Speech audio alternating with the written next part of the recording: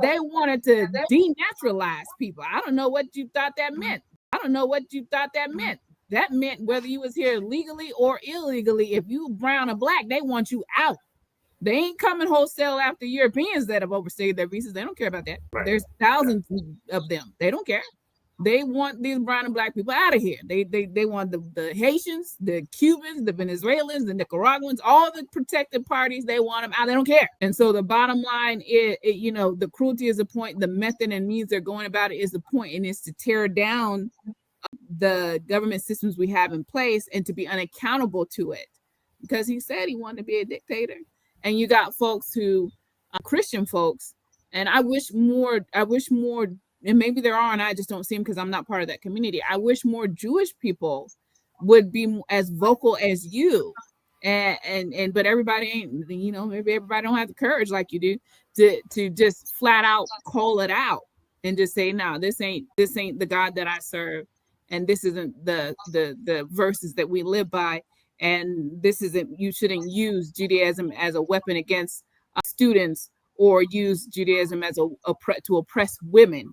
You know what I'm saying? I can be completely accepting, celebrating, and loving toward the Jewish community and Israel, and I say at the same time that you should not block food aid, lights, power, water, and supplies to Gaza or be murdering them mercilessly. I can say, well, two things can be true. Right. Not, especially when you break it down by religion, by that, I mean, Jews were probably the largest percentage among different religious groups that voted for Kamala Harris, did not vote for Donald Trump. And so I see a lot of folks within the Jewish community who are rising up and opposing this and supporting immigrant justice and reproductive justice and women's rights in the LGBTQ community, and pushing against this twisting of, as you say, the sort of of our community, of our texts in other ways, and really trying to